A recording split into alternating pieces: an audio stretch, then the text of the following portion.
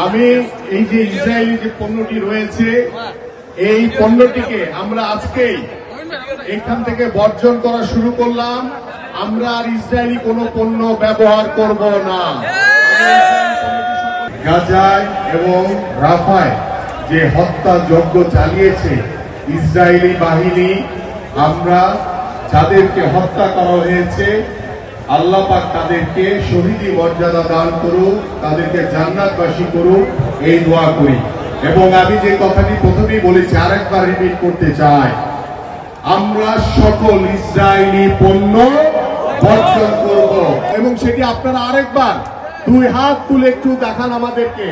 আমার সকলে দুই হাত তুলে আমরা তীব্র প্রতিবাদ জানাই যে আমরা ইসরায়েলি সকল পণ্য আমরা বর্জন করব।